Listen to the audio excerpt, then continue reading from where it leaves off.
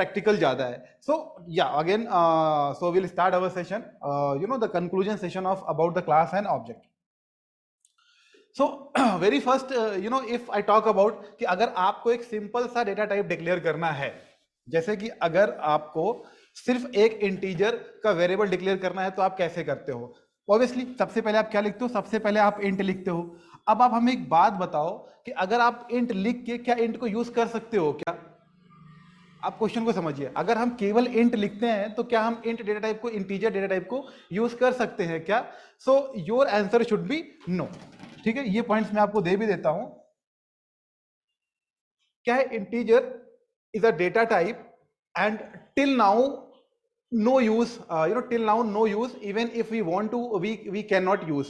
अगर हमें इंटीजर को यूज करना है तो हम इसको यूज नहीं कर सकते हैं. क्यों नहीं यूज कर सकते हैं? क्योंकि हमने इंटीजर का वेरिएबल डिक्लेयर नहीं किया. अगर हमें इंट को यूज करना है तो you guys can see that कि अगर हमें इंटीजर को यूज करना है तो हमें इंटीजर के आगे x लिखना पड़ेगा. जब तक हम ये वाला x नहीं लिखेंगे तब तक हम इंटीजर यूज नहीं कर सकते हैं. अब इसका मेमोरी रिप्रेजेंटेशन क्या होगा? सपोज दैट ये हमारा रैम है, यहां पर इंटीजर को 4 बाइट ऑफ मेमोरी मिलेगी. ठीक है, और इस 4 बाइट मेमोरी का कुछ एड्रेस होगा. सपोज दैट एड्रेस है आपका, ये आपका एड्रेस है 7000, और ये जो 4 बाइट ऑफ मेमोरी, इसका नाम क्या हो जाएगा? x.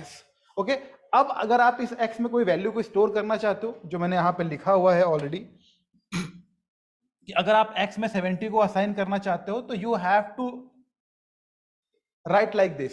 ओके, अगर आप इस तरीके से लिखोगे x इक्वल्स टू 70, तो x में कौन सी वैल्यू असाइन हो जाएगी?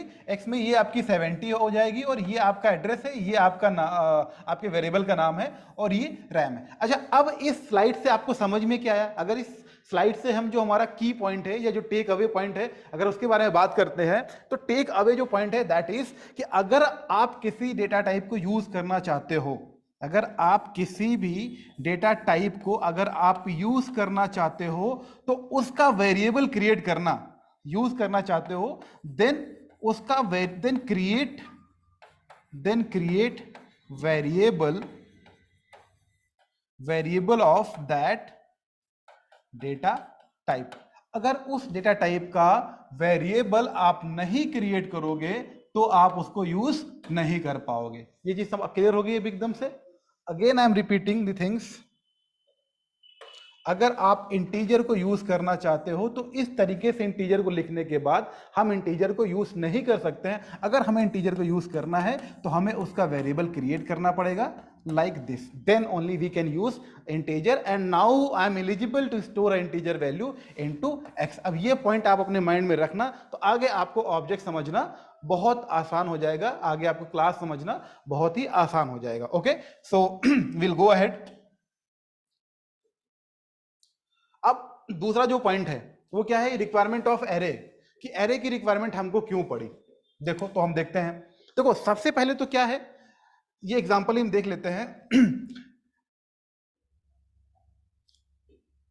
Array can store similar elements. Similar elements का मतलब ये हुआ कि एरे अगर मान लो 100 डेटा को स्टोर कर सकता है at a time, 100 data at a time ये स्टोर कर सकता है. wait what is happening with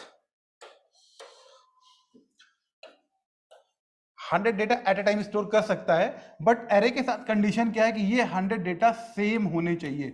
same का मतलब क्या है? अगर इंटीजर है तो 100 के 100 इंटीजर होने चाहिए, अगर फ्लोट है तो सारे डेटा फ्लोट होने चाहिए, अगर 100 कैरेक्टर है तो 100 के 100 कैरेक्टर्स होने चाहिए.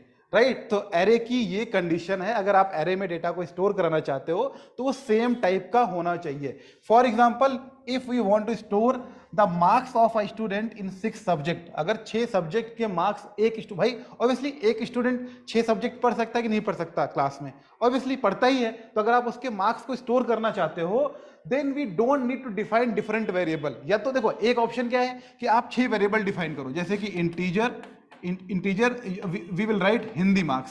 सपोज हमारा एक सब्जेक्ट है व्हाट? हिंदी, तो विल राइट हिंदी मार्क्स. ठीक है, अगेन विल राइट इंटीजर, हम यहां पे क्या लिखेंगे? Math marks. समझ रहे हो आप? अब ये हमारे पास एक ट्रेडिशनल अप्रोच है कि हम 6 वेरिएबल डिक्लेयर कर दें. हम 6 वेरिएबल डिक्लेयर कर दें तो बहुत लेंदी होने वाला है. बहुत लेंदी होने वाला भाई, प्रैक्टिकल्स भी आ जाते हैं और भी बहुत सारे मतलब सब्जेक्ट आ जाते हैं, तो लेंदी हो जाएगा थोड़ा सा, right. So we don't need, इस प्रॉब्लम से ओवरकम होने के लिए ही हमारे पास जो कॉन्सेप्ट है वो क्या है, एरे। ये it is a kind of problem. Suppose that अभी तो हम 6 डेटा की बात कर रहे हैं, अगर हम 600 डेटा की बात करें तो, अगर हम 6000 डेटा की बात करें तो, सपोज दैट हमें इंटीजर के 10 लाख डेटा को स्टोर करना है, तो क्या करेंगे हम इन फ्यूचर? तो कंपनी को एक ऐसा सॉफ्टवेयर इंजीनियर हायर करना पड़ेगा जो दिन भर बैठ के वेरिएबल क्रिएट करे और बाद में दूसरा जो बंदा होगा वो उन वेरिएबल्स की वैल्यू को स्टोर कराता रहे। तो that is very time taking process and hectic also, and ऐसा रिपीटेटिव टास्क कौन करना चाहेगा बार बार? तो इस प्रॉब्लम से ओवरकम होने के लिए हमारे पास जो कॉन्सेप्ट है that is called what, array, right. So वही हमने यहाँ पर मेंशन भी किया है। So then we don't need to define different variable for the marks in the different subjects. Instead of that, we can define an array which can store marks in each subject at the contiguous memory location. मतलब continue memory location पे आप 6 के 6 subject के marks क्या कर सकते हो, आप स्टोर करा सकते हो। Okay, sorry. तो will go ahead and will see कि नेक्स्ट पॉइंट क्या है। जैसे कि एग्जांपल हम देखते हैं यहाँ पर, ये हमारा मार्क्स है, ठीक है। हमने एक एरे डिफाइन करी इंट, हमने एक एरे डिफाइन करी जो कि इंटीजर टाइप्स की और जो कि 5 मार्क्स को स्टोर करा सकती है। यहाँ पर हमने 6 सब्जेक्ट लिखे हैं, बट यहाँ पर हमने 5 सब्जेक्ट ले लिए हैं, तो नॉट अ बिग डील, 5 को लेके समझते हैं क्योंकि थोड़ा स्पेस कम है तो मेमोरी डायग्राम बनाना आसान रहेगा। ओके, तो यहाँ पर हमने एक एरे, ये क्या है, ये एरे का नाम है, ठीक है। ये क्या है आपका, एरे का नेम है, फाइन। ये क्या है आपका, ये आपका डेटा टाइप है। तो ये एरे में इस टाइप की वैल्यूज हो सकती है, और कितनी हो सकती हैं, सिर्फ और सिर्फ 5 हो सकती हैं। Got it? क्योंकि यहां पर ये साइज लिखा हुआ है। Got it? Okay, so will move ahead and will see कि अगली चीज क्या है। अब देखो, इनिशियलाइजेशन समझने से पहले हम मेमोरी डायग्राम समझते हैं कि एरे को जो हमने यहां पर डिक्लेयर किया है, it is what, it is declaration. क्या है ये आपका, it is declaration of an array. Okay, ये एरे का डिक्लेरेशन हो गया। अब हम यहां पर मेमोरी डायग्राम समझते हैं। इसको अगर हम देखें तो we can call it what, ये आपका रैम हो गया। आप समझो कि ये आपका रैम हो गया, और रैम के अंदर आपका क्या है, memory diagram. Got it? So ये है आपका मेमोरी,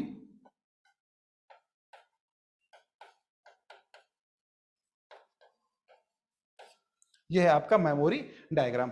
अब मेमोरी डायग्राम कैसा होगा, देखो यहां पर हमने डिक्लेयर किया, देखो यहां पर हमें इंटीजर की 5 वैल्यू को स्टोर कराना है। इंटीजर की एक वैल्यू का साइज क्या होता है, 4 बाइट, ठीक है, 4 बाइट होता, और हमें इंटीजर की 5 वैल्यू चाहिए, तो 4 इंटू 5 क्या हो जाएगा, 20 बाइट्स।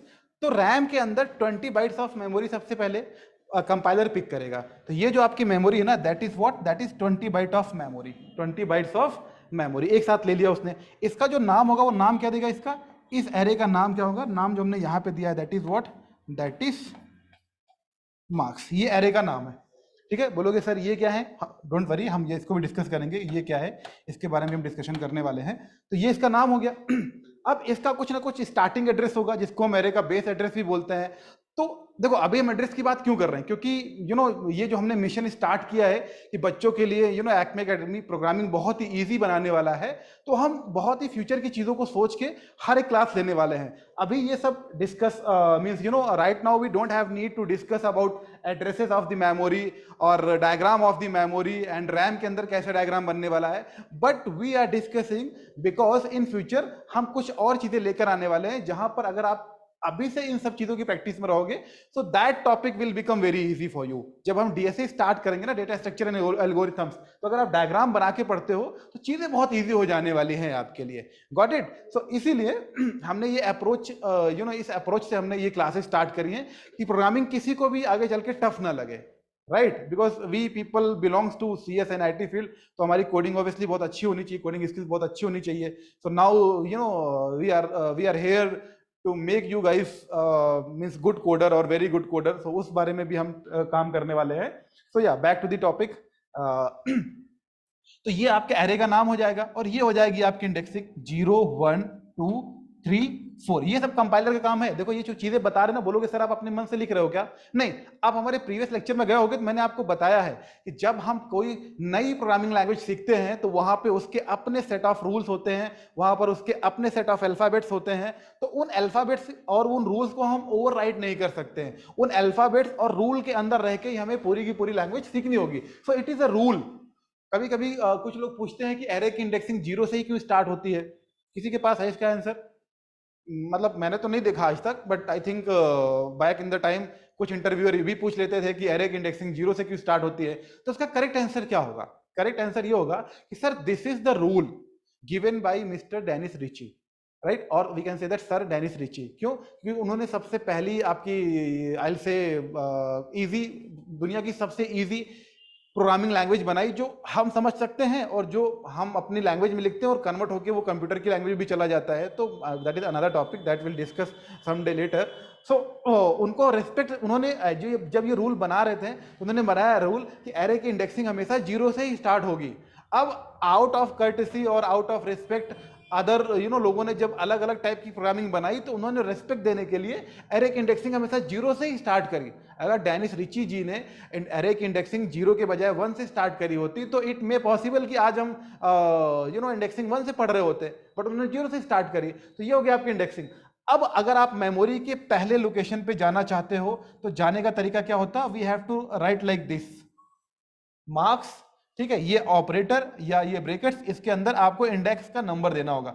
अगर आप इस वाली लोकेशन पे जाना चाहते हो, फर्स्ट लोकेशन फर्स्ट इंडेक्स पे जाना चाहते हो, तो you have to write array का नाम और उसके बाद आपको ये इंडेक्स नंबर देना पड़ेगा। सिमिलरली अगर आप यहां जाना चाहते हो, ठीक है, अगर आप यहां जाना चाहते हो तो you have to write array का name and this index number. तो गॉट इट? ये चीज हमने क्यों लिखी हुई है, ठीक है। अब आते हैं हम इनिशियलाइजेशन पे। देखो इनिशियलाइजेशन हम करेंगे ऑब्वियसली क्योंकि हमें यहां पर जाके वैल्यू को डालना है, हमें यहां पर जाके वैल्यू को स्टोर कराना है। तो यहां पर जाने का तरीका क्या है? मार्क्स 0। तो देखो यहां पर जाने का तरीका हमने लिखा और ये असाइनमेंट ऑपरेटर, उसके बाद कौन सी वैल्यू स्टोर करानी हमने वो लिख दिया। Got it? Once again I repeat with another example. अगर हमको यहां पर कोई वैल्यू स्टोर करानी है, 85 स्टोर करानी, कौन से लोकेशन पे? फोर्थ लोकेशन पे। तो फोर्थ लोकेशन पे जाने के लिए हमें थर्ड इंडेक्स लेना पड़ेगा। थर्ड इंडेक्स क्यों लेना पड़ेगा? कंफ्यूज मत होना कि फोर्थ लोकेशन पे जाने के लिए थर्ड इंडेक्स क्यों लेना होता है। Because indexing of array start from 0। तो जब 0 से स्टार्ट होगी तो ऑब्वियसली जो साइज होगा वो n-1 तक जाएगा। अगर आपने साइज 5 लिया है तो 0 से 4 तक जाएगा, राइट? मीन्स 0 1 2 3, देखो 5 हो जाएंगे, 1 2 3 4 5 साइज लिया तो 5 हो तो गए क्योंकि 0 से स्टार्ट हो रहा है। तो n-1 वो ऑलवेज रहेगा। तो फोर्थ लोकेशन पे जाने के लिए we have to pick index number 3। तो हमने इंडेक्स नंबर देखो 3 यहां पे पिक किया, वहां पर ये चीज करके हम इंडेक्स नंबर और we can say that location number 4 पर आ गए। अब ये हमने असाइनमेंट ऑपरेटर लगाया और यहां पे जो वैल्यू हमको स्टोर करानी हमने वो दे दी। So clear? पहले हमने देखा कि हम डिक्लेरेशन कैसे करते हैं, फिर वी हैव सीन कि मेमोरी डायग्राम कैसे बनेगा, फिर after that we have seen कि इनिशियलाइजेशन ऑफ एरे कैसे होता है। अच्छा, अब एरे की फाइंडिंग क्या है? इतना पढ़ने के बाद जैसे मैंने पहले की पॉइंट दिया था about the means index, sorry, integer. We have means before this slide or before few minutes ago we have discussed about a basic data type that is called what? Integer. तो integer के बारे में हमने की points क्या दिए थे कि अगर हम integer लिख के उसका वेरिएबल क्रिएट नहीं करेंगे then we are not able to use that integer data type. Similarly array के बारे में क्या होने वाले? एरे के बारे में 2-3 की पॉइंट्स होने वाले। क्या क्या की पॉइंट्स होने वाले हैं? तो पहला की पॉइंट जो होने वाला है विल सी कि पहली चीज तो क्या है कि जो आपका एरे होता है, वेट,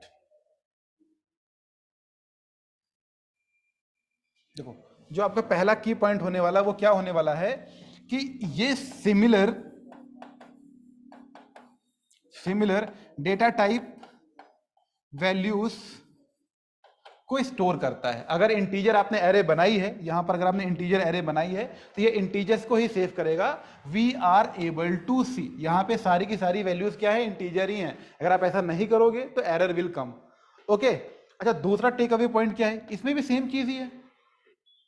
अगर हम एरे का नाम ना दे, जैसे कि ये जो मार्क्स है, देखो ये जो मार्क्स है ना, मार्क्स, ये एरे का नाम ही तो है। It is a name of what? It is a name of array.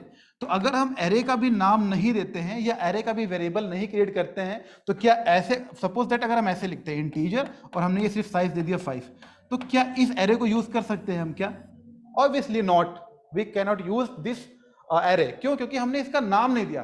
भाई देखो, आप रियल लाइफ से रिलेट कर सकते हो। कैसे? आप किसी इंसान से मिलते हो, सपोज दैट वो आपके लिए अनजान है, तो आप उसको कैसे बुलाओगे? आप उसको बुला नहीं सकते क्योंकि आपको उसका नाम नहीं पता है। बट अगर आपको उसका नाम पता है तो you can call him, you know, कुछ भी। You can call me like, you know, if you want to call me, my name is Suraj, then you can call me Suraj sir और Suraj, then I will listen you what you want to say. अब बोलोगे sir real life में हम तो ए भी बोल देते हैं, ए सुनो, ए कहाँ जा रहे हो? तो प्रोग्रामिंग में सब चीज़ें नहीं चलती हैं। प्रोग्रामिंग में ए बोलने से काम नहीं चलता है, और रियल लाइफ में भी वो सिविलाइज नहीं है। But because you guys are using, तो हम कुछ नहीं कह सकते, but that is not standard और सिविलाइज वे। फाइन। तो यहाँ पे भी मतलब एरे का नाम देना बहुत जरूरी है अगर आप एरे को यूज करना चाहते हो तो। Similarly, without a name of array we cannot use the array, it will be the second key point. ठीक है? और कोई की पॉइंट हो सकता है एरे का? और जितने भी की पॉइंट से इनिशियलाइज कैसे करना है, एक्सेस कैसे करना है, that we have already discussed. Okay okay, so will go ahead and we'll see what is next thing we are going to see. Just a second guys.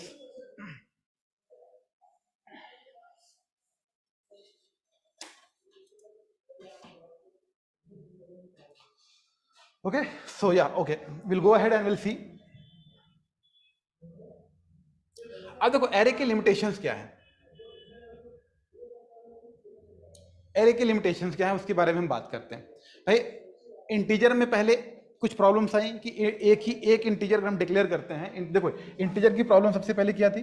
अगर हम लिखते हैं इंटीजर एक्स, समझना बात को, अगर हम लिखते हैं इंटीजर एक्स तो यहां पर केवल हम सिंगल डेटा यूज कर सकते हैं, या we can say that single data store कर सकते हैं। सिंगल डेटा क्या कर सकते हैं? हम स्टोर कर सकते हैं। तो अगर हमें यहां पर अगर suppose that we want to store 1000 data, 1000 data, तो प्रॉब्लम थी। तो या तो हम 1000 वेरिएबल क्रिएट करें, that is very big task, very hectic task, और बहुत ही लॉजिकल होगा। तो इस प्रॉब्लम से ओवरकम होने के लिए हमने क्या, एरे को बनाया। एरे, अब ये एरे इज एबल, एरे का एक वेरिएबल क्रिएट करेंगे और वो 1000 वेरिएबल को, 1000 वैल्यू को सेव कर सकता है, राइट? सो अब एरे में क्या प्रॉब्लम्स हैं, अब उसको हम देखते हैं। Okay fine. तो पहली चीज जो है वो है क्या, फिक्स साइज।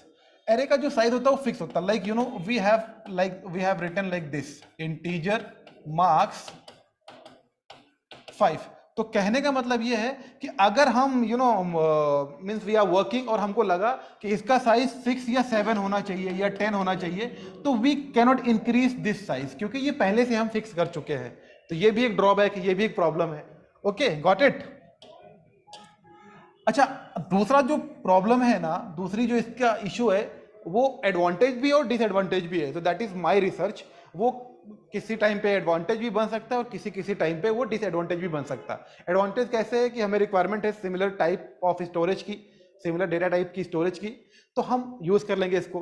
बट डिसएडवांटेज कहाँ बन जाता है, डिसएडवांटेज कैसे बन जाता है? We can store only similar type of data, sometimes it can be advantage, at the same time it can be limitations also. कैसे? अच्छा देखो, ये जो सेकंड पॉइंट है ना, ये लिमिटेशन कैसे बन जाता है? मान लो एक स्टूडेंट है हमारे पास, ठीक है? स्टूडेंट क्या होता है आपका? एंटिटी होता है। क्या होता है? ये एक एंटिटी होता है। तो एंटिटी के एट्रीब्यूट्स होंगे, ठीक है, बहुत सारे एट्रीब्यूट्स होंगे। स्टूडेंट के भी बहुत सारे एट्रीब्यूट्स होंगे। स्टूडेंट एक ही है, एक ही स्टूडेंट है। इसका नेम भी होने वाला है। क्या होने वाला है? नेम, जो कि स्ट्रिंग होगा। क्या होगा? जो कि स्ट्रिंग होगा, ठीक है। इसका रोल नंबर भी होने वाला है, ठीक है। रोल नंबर क्या होने वाला है? इंटीजर। इसका मार्क्स भी होने वाला है, ठीक है। मार्क्स क्या होने वाला है?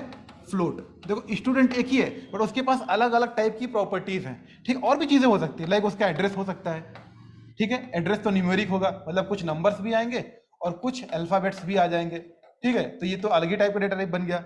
अब हम बात करते हैं इसका और क्या हो सकता है। जेंडर भी हो सकता है। तो जेंडर आपका मान लो कैरेक्टर एम और एफ, यानी मेल और फीमेल हो सकता है। तो कहने का मतलब एक ही डेटा के पास कई सारी रिक्वायरमेंट है। देखो आप इसको समझो डिटेल में, अगर यहां नहीं समझोगे ना तो यहीं से चीजें टफ लगने लगती हैं। स्टूडेंट एक है, कहने का मतलब एक वेरिएबल हुआ, बट एक वेरिएबल के पास मल्टीपल डेटा टाइप स्टोरेज की रिक्वायरमेंट है। Again I am repeating my sentence, एक वेरिएबल के पास मल्टीपल डेटा टाइप स्टोरेज की रिक्वायरमेंट है। यस और नो?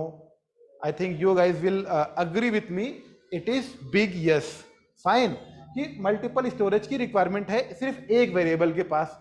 अब ये चीज एरे के साथ पॉसिबल है कि नहीं? बिल्कुल पॉसिबल नहीं है।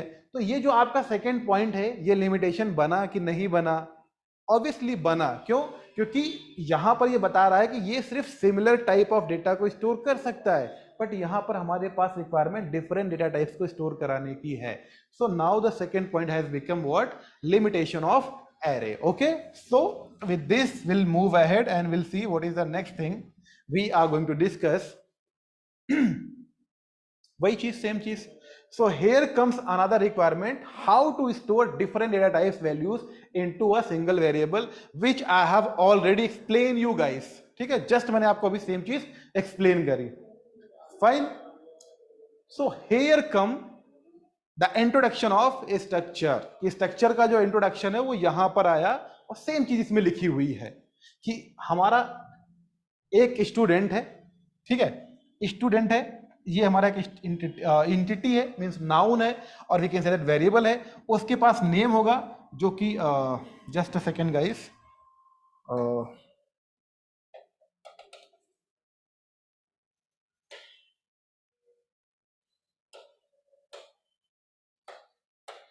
ओके, जो कि नेम है। तो ये हमारा कैसा होने वाला है? ये हमारा स्ट्रिंग टाइप का होने वाला है। हमारा रोल नंबर है जो कि कैसा होने वाला है? इंटीजर होने वाला है। और मार्क्स है जो कि फ्लोट होने वाला है, जो कि मैं आपको जस्ट पहले बता चुका हूं। वेरिएबल एक ही है, बट उसके पास स्टोर करने की रिक्वायरमेंट अलग अलग है। अब हमारे पास अभी तक ऐसा कोई अप्रोच है ही नहीं जिसके थ्रू हम एक ही वेरिएबल में मल्टीपल डेटा टाइप्स को स्टोर करा सके।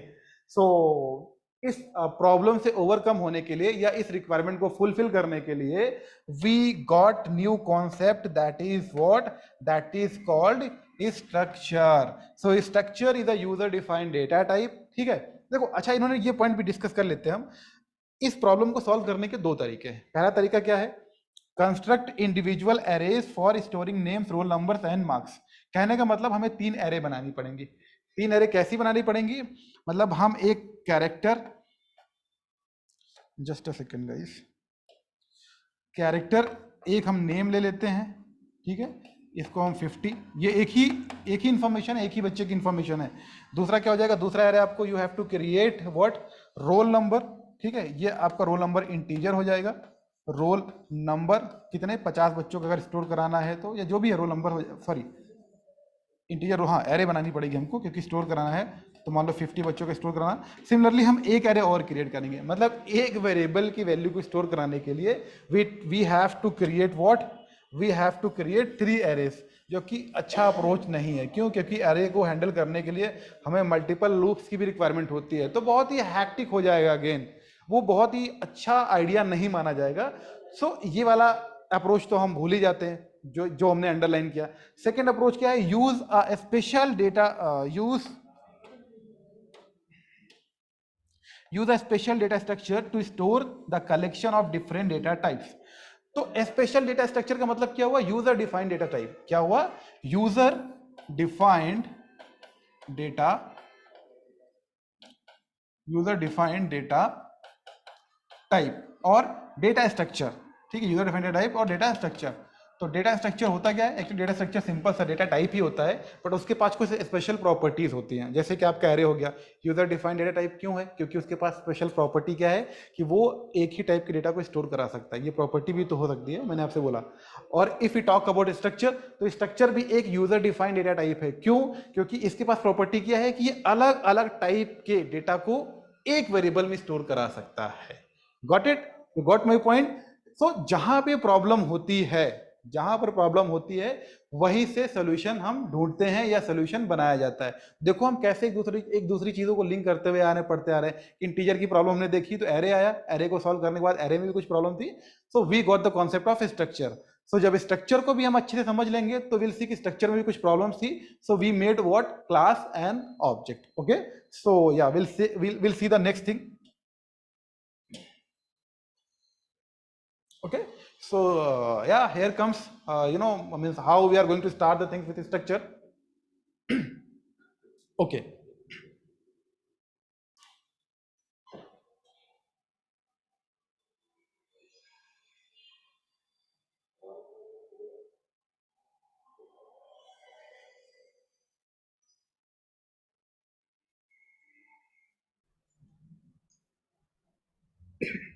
Okay, so will see the definition of structure कि स्ट्रक्चर होता क्या है. ओके, सो मीन्स ऑलरेडी आपको समझ में आ गया होगा, अभी तक हम इतना लंबा डिस्कशन कर रहे हैं व्हाट इज द स्ट्रक्चर. तो स्ट्रक्चर क्या होता है? एक यूजर डिफाइंड डेटा टाइप होता है, ठीक है, जो हमको एक फैसिलिटी प्रोवाइड कराता है to store the collection of different data types. मतलब स्ट्रक्चर के एक वेरिएबल में, सपोज दैट स्ट्रक्चर का एक वेरिएबल क्रिएट हुआ एक्स, सो इसके अंदर हम different types of data type store करा सकते हैं. मतलब इसके अंदर हम इंटीजर भी स्टोर करा सकते हैं, इसके अंदर हम कैरेक्टर भी स्टोर करा सकते हैं, इसके अंदर हम फ्लोट भी स्टोर करा सकते हैं, और इसके अंदर हम कोई और डेटा भी स्टोर करा सकते हैं. That is the correct definition of structure. Okay, अगर हम बात करते हैं each element of structure is called member. मतलब ये जो हमारा एलिमेंट्स हैं इनको हम क्या बोलते हैं? मेंबर बोलते हैं. And this line is very important. Structure can simulates the use of classes and templates.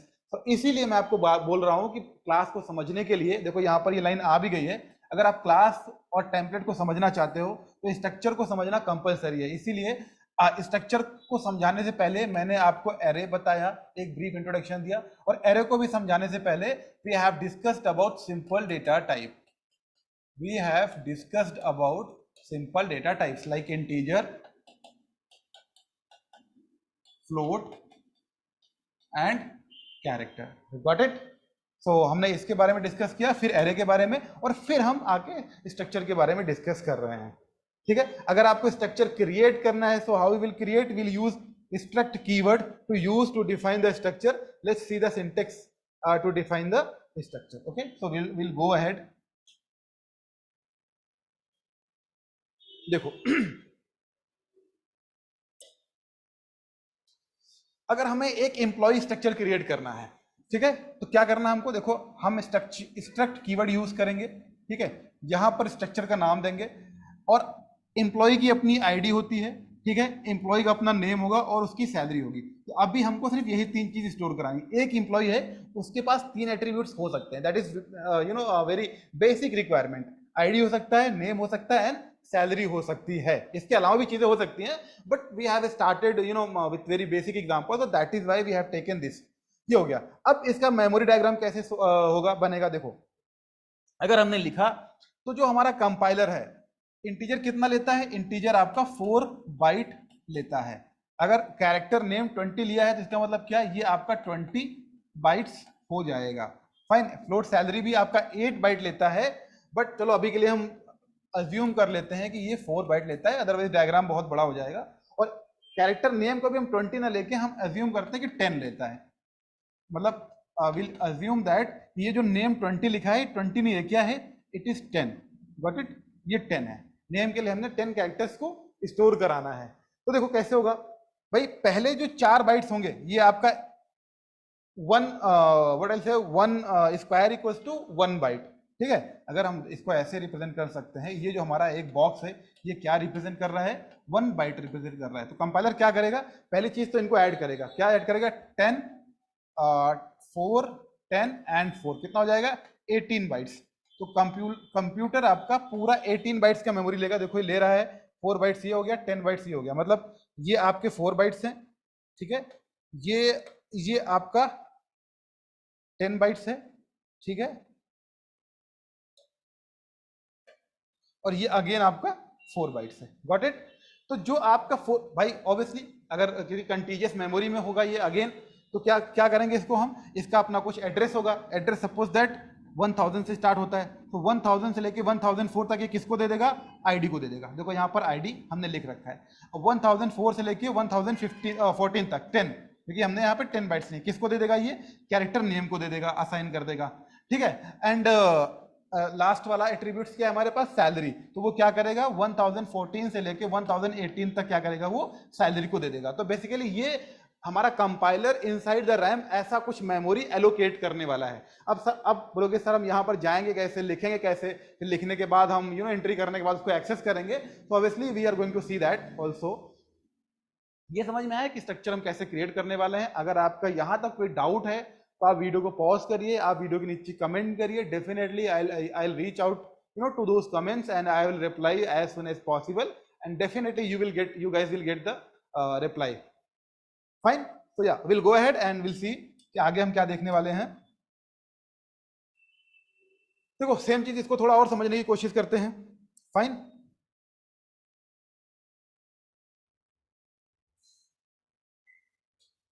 ये हमने स्ट्रक्चर क्रिएट किया एम्प्लॉय का, जिसमें क्या होने वाली, आईडी होने वाला है, नेम होने वाला है और सैलरी होने वाली है। मैं आपको ऑलरेडी समझा चुका हूं। ये जो बॉक्स है ये 1 बाइट को रिप्रेजेंट करता है।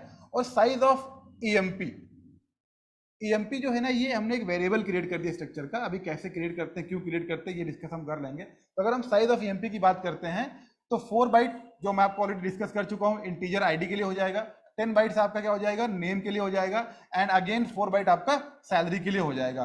तो इंटीजर की size 4 byte, size of 1 character 1 byte and size of float is 4 byte. इन सबको ऐड करेंगे तो 18 बाइट्स की मेमोरी वो क्या जनरेट करेगा, मैं कंपाइलर 18 बाइट्स की मेमोरी कहाँ जनरेट करेगा, रैम के अंदर, जो कि ऑलरेडी मैं आपको बता चुका हूँ, ऑलरेडी मैं आपको दिखा चुका हूँ। देखो अगर अगेन फिर से हम बना देते हैं, ये आपका रैम है, ठीक है। इसके अंदर वो क्या करेगा, 18 बाइट ऑफ मेमोरी को जनरेट करेगा, जो हम लास्ट डायग्राम में देख चुके हैं, जिसमें से 4 बाइट वो आईडी के लिए ले लेगा, ठीक है। 10 बाइट्स वो किसके लिए लेगा, नेम के लिए ले लेगा, ठीक है। एंड बची हुई 4 बाइट्स किसके लिए लेगा, वो सैलरी के लिए ले लेगा। ये चीज हम ऑलरेडी देख भी चुके हैं। Got it. अच्छा, आप कुछ चीजें यहां पर और समझ लेते हैं। समझने वाली चीज ये है कि अगर हम एम्प्लॉय का स्ट्रक्चर बनाते हैं तो इसमें हर एक चीज का मतलब क्या होता है, इसमें हर एक चीज का मतलब क्या होता है। If we talk about this, ये तो हमारा कीवर्ड हो गया, ठीक है। ये हमारा कीवर्ड है जिसकी वजह से हमारा user defined data type create होने वाला है। ये तो हमारा नेम हो गया, ये हमारा क्या हो गया, टैग। और स्ट्रक्चर टैग मतलब ये नेम हो गया, किस नाम का डेटा टाइप हम क्रिएट करना चाहते हैं। ये तो नेम हम अपने अकॉर्डिंग दे सकते हैं, कुछ भी, फाइन। और अगर हम इनकी बात करते हैं, ये तीनों चीजें क्या हैं, दीज और कॉल्ड मेंबर और फील्ड ऑफ स्ट्रक्चर। इनको हम क्या बोलते हैं, मेंबर से बोलते हैं और फील्ड ऑफ स्ट्रक्चर बोलते हैं। Okay, I hope this is till here you guys are clear, fine.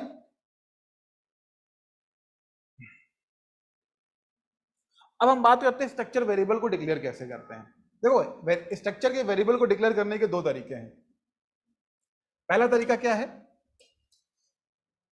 पहला ये है कि स्ट्रक्ट कीवर्ड को हम मेन फंक्शन के अंदर यूज करके उसका वेरिएबल क्रिएट कर सकते हैं।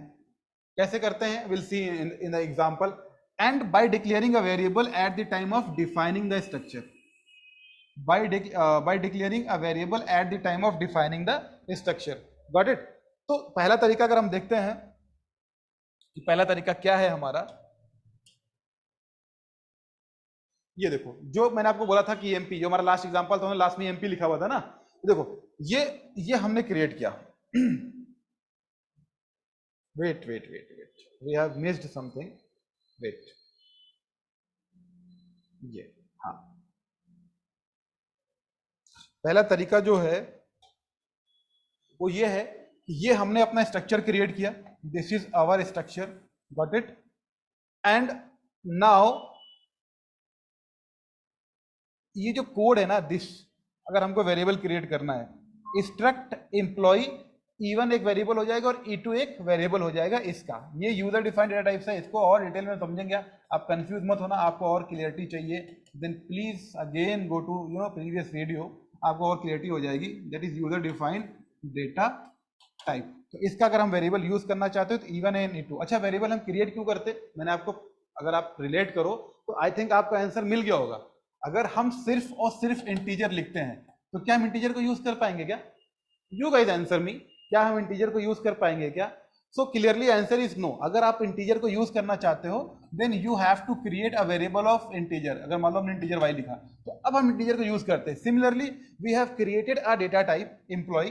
अगर अब हम एम्प्लॉय को यूज करते हैं, करना चाहते हैं, तो हमें एक वेरिएबल क्रिएट करना ही पड़ेगा उसका, एक मतलब जितनी भी रिक्वायरमेंट है। जैसे अभी के लिए हमने यहाँ पर 2 वेरिएबल क्रिएट कर लिए और एक्सप्लेनेशन भी हमने दिया हुआ है। The variable E1 and E2 can be used to access the values stored in the structure. Here E1 and E2 be treated in the same way as the objects and C++ and जावा।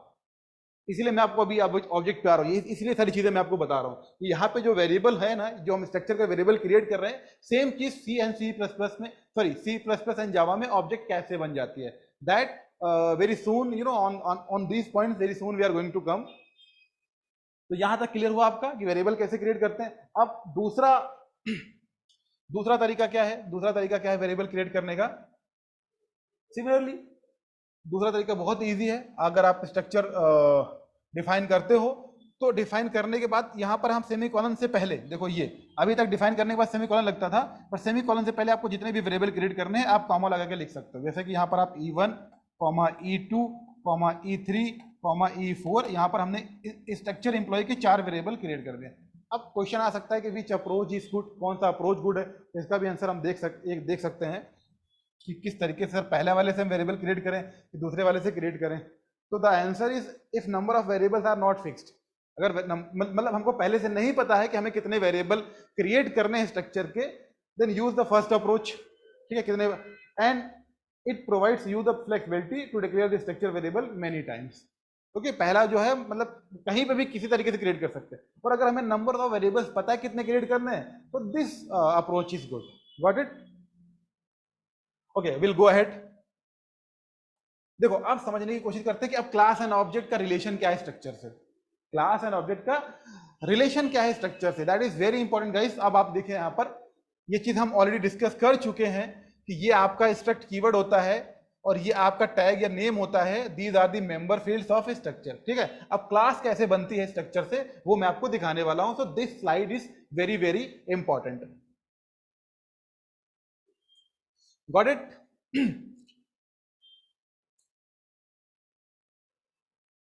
देखो, अगर जिस तरीके से हमने यहाँ struct use किया keyword और उसके बाद स्ट्रक्चर का नाम दिया, यहाँ पर हम क्या करेंगे, क्लास कीवर्ड यूज करेंगे और क्लास का हमने नाम दिया। देखो यहाँ पे भी कर्ली ब्रेसेस लगा है, यहाँ पे भी कर्ली ब्रेसेस लगा है। इनको, इन सबको हम क्या बोलते हैं, इन सबको हम बोलते हैं मेंबर्स और फील्ड ऑफ स्ट्रक्चर। तो यहाँ पे भी क्या आने वाले हैं, डेटा मेंबर्स आने वाले हैं। तो ये जो आपके मेंबर्स है ना C++ और जावा में, क्योंकि ये आपकी ऊप्स हैं, आपकी ऑब्जेक्ट ओरिएंटेड प्रोग्रामिंग लैंग्वेजेस हैं आपकी, ठीक है, ये आपकी ऊप्स हैं। तो इसी के अंदर ये जो आपका मेंबर्स है, स्ट्रक्चर वाला जो मेंबर्स है, इसका नाम हो जाता है डेटा मेंबर्स। और यहाँ पे सिर्फ और सिर्फ मेंबर्स रहते हैं। बट क्लास में क्या होता है, क्लास में आपके मेंबर फंक्शंस भी आ जाते हैं, और इन दोनों के साथ हम क्या यूज करते हैं, विजिबिलिटी स्कोप और एक्सेस मॉडिफायर। तो अगर आप ही देखो तो जो आपका क्लास है, it is advance version of structure और नॉट, जो हमने कल बोला था, कल हमने डिस्कस किया था। या absolutely right, it is advance version of structure. Why? कि स्ट्रक्चर के पास सिर्फ और सिर्फ मेंबर्स थे, यहाँ पर मेंबर्स भी आ गए, मेंबर फंक्शन भी आ गए, और एक तीसरा टर्म है जो कि नया है हमारे लिए, that is what, visibility scope और एक्सेस मॉडिफायर भी आ गया। बट अगर टेक्निकली देखा जाए तो स्ट्रक्चर भी हमारा क्या था, यूजर डिफाइंड डेटा टाइप था, और ये भी क्या है, हमारा यूजर डिफाइंड डेटा टाइप है। Again and again I am repeating the same thing. अगर यूजर डिफाइंड डेटा टाइप हो, चाहे नॉर्मल डेटा टाइप हो, आप उसको तब तक यूज नहीं कर सकते हो जब तक आप उसका वेरिएबल नहीं क्रिएट करोगे। ये पॉइंट अगर आप माइंड में रखोगे ना, तो प्रोग्रामिंग सीखनी बहुत ईजी हो जाएगी। हम लोग उसी पॉइंट पे फोकस करने वाले हैं जहां से सारा का सारा स्टोरी जनरेट होता है, राइट। तो इस चीज को दिमाग में रखना। अगर हम कोई क्लास बनाते हैं तो क्या हम उसको यूज कर पाएंगे, क्या हम ये स्ट्रक्चर यूज कर पाएंगे क्या?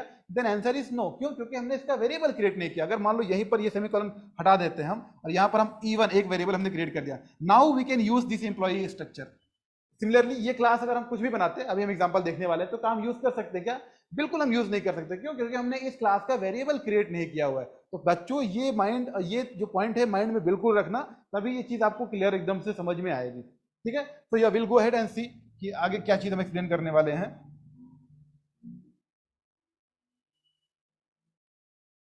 वेट,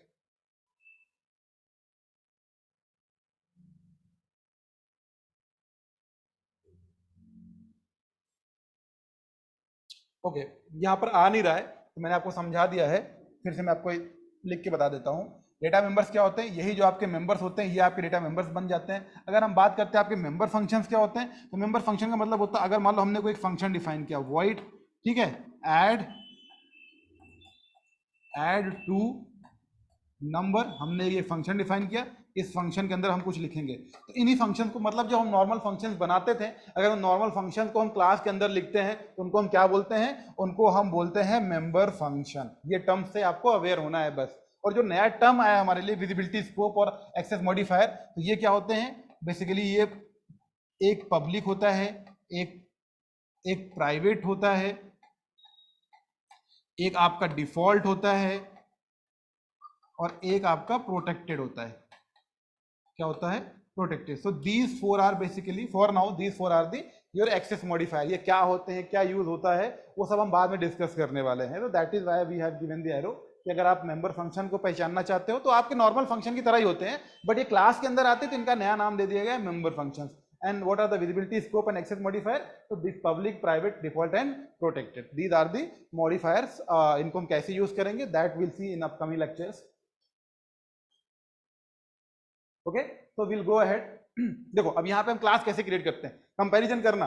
यहाँ पर हम क्या करेंगे, हम क्लास कीवर्ड यूज करेंगे। ठीक है, देखो हमने क्लास कीवर्ड यूज किया और क्लास का नाम क्या दिया, स्टूडेंट। Got it. अब देखो ये आपका एक्सेस मॉडिफायर जो मैंने आपको बताया था, ये स्ट्रक्चर से अलग है कि नहीं अलग है, आप कंपैरिजन करके देखना पिछली साइड से। This is what access modifier, ये आपका एक्सेस मॉडिफायर आ गया। यहाँ पर हमें पब्लिक लगाना पड़ा। ठीक है, अब अगर आप टेक्निकली ये तीन चीज देखो ना, तो ये तीन चीज सेम है जो हमने स्ट्रक्चर में, हम स्ट्रक्चर में करते थे, ये तीन चीजें सेम है, सेम टू सेम है। Got it. बट आगे देखते हैं, तब हम बात करते हैं। देखो अगर हम मेन की बात करते हैं तो मेन में आए हम, और हमारा जो स्टूडेंट क्लास है, हमने इसका एक वेरिएबल क्रिएट किया, इसका हमने एक वेरिएबल क्रिएट किया। और देखो डॉट ऑपरेटर लगा के हमने ये वाला जो वेरिएबल है, ये वेरिएबल यहां पर एक्सेस कर लिया और इसको असाइन कर दिया 201। ठीक है, हमने इसको 201 से असाइन कर दिया। अब S1 क्योंकि हमारा वेरिएबल है, वेरिएबल के थ्रू ही हम क्लास की चीजों को एक्सेस कर सकते हैं। ठीक है, तो S1 डॉट ऑपरेटर लगा के हमने ये वाले नेम को एक्सेस कर लिया और यहाँ पर हमने दे दिया जो भी नाम है आपका, सोनू जायसवाल, हमने यहाँ पर नाम दे दिया। अभी हमने सैलरी नहीं दी, अगर आप देना चाहो यहाँ पर तो सैलरी भी दे सकते हैं। सैलरी क्या हो जाएगी आपकी, S1 डॉट सैलरी, क्योंकि ये फ्लोट है तो आप इसको 27,575.72 आप ऐसा कुछ दे सकते हैं। हमने सैलरी दे दी, और ये आपको पता है C++ में हम प्रिंट करना था, हम ऐसे इसको प्रिंट करा सकते हैं। तो देखो वेरिएबल क्रिएट करने के बाद हम इसको एक्सेस कर रहे हैं, बट ये भी एक तरीका है। ये तो बोलोगे सर आप ये तो एकदम स्ट्रक्चर की तरह सेम टू सेम हो गया है। हाँ, स्ट्रक्चर की तरह भी इसको यूज कर सकते हैं, बट अगर हम यहाँ पर कुछ मेंबर फंक्शन भी ऐड करना चाहें तो वो भी ऐड कर सकते हैं। हम अभी आगे वाले एग्जांपल में इसको देखने वाले हैं कैसे। देखो अगेन ये चीज आपको समझ में आ गई है। अभी हम क्लास की बात करते हैं, मेंबर फंक्शंस कैसे होने वाला है। ठीक है, देखो अब ये क्लास का प्रॉपर एग्जांपल है, ये क्लास का आपका प्रॉपर एग्जांपल है। कैसे, that I will tell you. देखो ये हमने क्लास यूज किया जो कि क्लास कीवर्ड है। ठीक है, ये हमने स्टूडेंट इन्फो लिया हमने, जो कि क्लास का नाम है, मतलब कि कह सकते हैं ये data, it will become what, it will become user defined data type, student info. ठीक है, ये जो पब्लिक है, ये विजिबिलिटी स्कोप है, और ये जो तीन चीज हमने डिक्लेयर करी, that is what, that is called data members. ये लिखा हुआ है आपका। अब देखो यहां पर इस चीज को समझना ये जरूरी है। देखो इसी क्लास के अंदर, अभी हम मेन फंक्शन के अंदर नहीं गए, इसी क्लास के अंदर हमने दो फंक्शन बनाए। क्या, वॉइड असाइन स्टूडेंट इन्फो, मतलब स्टूडेंट की जो इन्फॉर्मेशन है उसको हम असाइन करना है। तो नेम हमने डेमो दे दिया है, रोल नंबर हमने 1 2 3 दिया है, और मार्क्स हमने ये दे दिया 45.6 दे दिया। एक फंक्शन हमने और बनाया, इसी को हम क्या बोलते हैं, मेंबर फंक्शन। क्या है, वॉइड डिस्प्ले, भाई जो हमने दिया इसको हम डिस्प्ले भी करना चाहते हैं तो वो हमने डिस्प्ले करा लिया यहाँ पर। तो ये जो चीजें हैं इनको हम क्या बोलते हैं, इनको हम बोलते हैं मेंबर फंक्शन। ठीक है, ये क्लियर हुआ आपको, इनको हम क्या बोलते हैं, मेंबर फंक्शन। अच्छा अब एक बात बताओ, एक क्वेश्चन है मेरा, क्या इसको हम यूज कर सकते हैं, ये क्लास हमने क्रिएट किया, क्या इस क्लास को right now we can use? So इतना डिस्कशन के बाद you know the answer should be no, हम इसको यूज नहीं कर सकते। क्यों? क्योंकि again I am repeating the things, what, class is a user defined data type. तो डेटा टाइप को तो यूज कर नहीं सकते हम। इंटीजर हम यूज कर सकते थे क्या? इंटीजर हम यूज नहीं कर सकते थे। इंटीजर लिखने के बाद जब हम एक्स लिखते थे तब हम इंटीजर को यूज कर पा रहे थे। तो इसका भी वेरिएबल हमको बनाना पड़ेगा। ठीक है, तो कैसे करते हैं इसको हम, देखो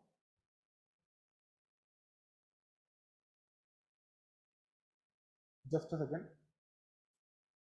देखो तो ये जो पूरा आपका डेमो है, that is what, it is a user defined data type. हमने मेंशन करी यहाँ पर, it is a user defined data type, we can not use it until we create its variable. ठीक है, अब स्ट्रक्चर हमारा इतना छोटा सा था तो इसका वेरिएबल हम देखो यहाँ पर क्रिएट कर लेते थे, क्या, E1 E2। अब ये क्लास हमारा इतना बड़ा हो गया, देखो भाई है ना एडवांस वर्जन, ये क्लास हमारा इतना बड़ा हो गया, और इस पूरे को अगर हम यूज करना चाहते हैं then again we have to create the variable of class. तो for variable what we have to do, मैंने आंसर ऑलरेडी आपको दे दिया है, फिर भी हम आगे चल के देखते हैं हम क्या करने वाले हैं। तो इसको हम समराइज कर लेंगे। तो we can say that Class is the advanced version of structure because class have data members and member functions along with visibility scope. ये ऑलरेडी हम देख चुके हैं. It is a user defined data type. अब ये तीसरा point समझने वाला है. So if we talk about data type, then without creating variable of data type, we cannot use it. जो चीज मैं आपको ऑलरेडी बता चुका हूं. Again, I'm repeating the things. कि अगर आप इंटीजर लिखते हो तो आप इसको यूज नहीं कर पाओगे, अगर आप इंटीजर x लिखते हो तब आप इसको यूज कर पाओगे. तो वही चीज यहाँ पे लिखा हुआ है. So we have to create variable of class and this advance variable of class is called what? Object only. आपने ऑब्जेक्ट की कई सारी डेफिनेशन पढ़ी होंगी, आपने क्लास की कई सारी डेफिनेशन पढ़ी होंगी, तो वो तो आपको बुक्स में मिल जाने वाली है. बट यहाँ पे आपको कुछ नया मिला कि नहीं मिला, यहाँ पर आपको कुछ नई अप्रोच मिली कि नहीं मिली. तो क्लास का जो वेरिएबल हम बार बार बोल रहे हैं ना, क्लास का वेरिएबल हम क्रिएट करेंगे, क्लास का वेरिएबल हम क्रिएट करेंगे, that variable is only what? Object. और वो ऑब्जेक्ट मतलब क्या? Advance variable. एडवांस वेरिएबल क्यों? क्योंकि अभी तक वेरिएबल के पास प्रॉपर्टी थी. देखो अभी इस एक्स के पास प्रॉपर्टी है कि ये एक वैल्यू को होल्ड कर सकता है. बट अगर हम क्लास की वेरिएबल की बात करें, अगर हम क्लास, देखो इसको हम ऐसे, अगर क्लास वेरिएबल की बात करें तो वो क्या क्या रख सकता है? क्लास का जो वेरिएबल है वो क्या क्या रख सकता है? तो क्लास का जो वेरिएबल है वो, क्लास का जो वेरिएबल है, पहली चीज तो वो देखो इसको भी अपने पास रख सकता है, that is what? Data members. और वो फंक्शन को भी अपने पास रख सकता है. तो वो एडवांस वर्जन हुआ कि नहीं वर्जन हुआ? तो that is why every time we are calling what? Class का जो एडवांस वेरिएबल होता है वही हम क्या बोलते हैं उसको? उसी को हम क्या बोलते हैं? ऑब्जेक्ट बोलते हैं. तो आई होप कल और आज के सेशन को मिला के आपका जो क्लास एंड ऑब्जेक्ट का कॉन्सेप्ट है वो एकदम क्लियर है. ठीक है. अगर आप जानना चाहते हो कि सर हम ऑब्जेक्ट कैसे क्रिएट करेंगे प्रॉपर, जो हमारा क्लास का एग्जांपल था, तो अगेन हम देख लेते हैं जल्दी से कि क्या होने वाला है वो. ओके हम देख लेते हैं. देखो अब ये हमारा कंप्लीट प्रोग्राम बन गया है. ठीक है, ये हमारा क्लास बन गया. इसी के नीचे हम अगर देखें, अगर यहाँ से हम स्टार्ट करेंगे और यहाँ से हम क्या लिखेंगे, यहाँ से हम मान लो इंटीजर मेन लिखते हैं, क्योंकि आपको पता है कि हर एक प्रोग्राम कहाँ? मेन से एग्जीक्यूट होता है. अगर आप इसका वेरिएबल क्रिएट करना चाहते हो तो कैसे क्रिएट करेंगे? आपने एग्जांपल ऑलरेडी देख लिया है, बट फिर भी हम देख लेते हैं. स्टूडेंट, स्टूडेंट का एस स्मॉल है तो आप स्मॉल ही बनाओगे. स्टूडेंट इन्फो हमारी क्लास का नाम है. अब आप इसका वेरिएबल क्रिएट करना चाहते हो तो फॉर एग्जांपल S1 ये पहला वेरिएबल हो गया, ये S2 ये दूसरा वेरिएबल हो गया. अब S1 के थ्रू अगर आपको कॉल करना है कि ये असाइन हो जाए, ठीक है, ये असाइन हो जाए, इसको आप देखना चाहते हो, कैसे देखोगे भाई? इसको लिखने से आउटपुट तो आएगा नहीं. इस वेरिएबल के थ्रू आपको असाइन भी करवाना है और इसका आउटपुट देखना. तो S1 डॉट, ये जो फंक्शन का नाम है असाइन स्टूडेंट, फंक्शन का नाम क्या है? असाइन स्टूडेंट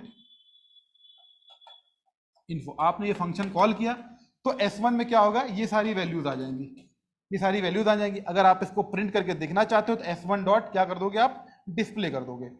ठीक है. तो ये सब तो खैर हम डिटेल में पढ़ने वाले हैं, अभी हम कोडिंग पे उतना फोकस नहीं करने वाले थे, बट फिर भी आई हैव ट्राइड कि मैं थोड़ी सी कोडिंग और भी आपको समझाऊं. कोडिंग लिख के भी मैंने ट्राई किया कि आपको चीजें एकदम से क्लियर हो जाए. आई होप अगर आप कल और आज का वीडियो आप कंप्लीट करते हो तो मुझे ऐसी पूरी उम्मीद है कि आपका क्लास एंड ऑब्जेक्ट का जो कॉन्सेप्ट है एकदम क्लियर हो गया होगा. बट अगर क्लियर नहीं हुआ है तो definitely you guys you know please do